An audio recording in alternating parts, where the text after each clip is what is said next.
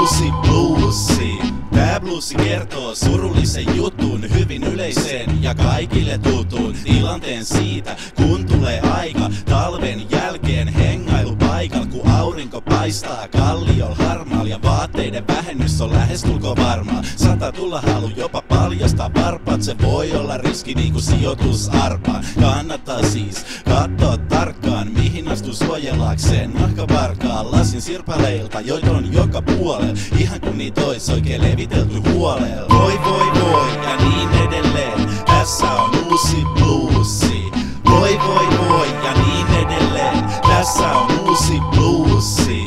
Tää ei tosiaan oo tuulesta temmattu, kaikki ei näe ihan kun ne ois jemmattu. Esimerkiksi nurmikolle uhreja valkkaa rauhassa odottaa paljasta jalkaa. Se on vaan totta, et lähes joka kerta on joukossa yksi, jolta alkaa tulla verta. Tuttu tai ei, ihminen tai eläin, on älytöntä, et saa olla näin. Vois vielä taju, jos sit ois jotain hyötyä, et tuli taas yks pullo kalliolle rikki lyötyy. Mut rikottu pullo on kaikille turha, sanktio siitä pitäis olla muu.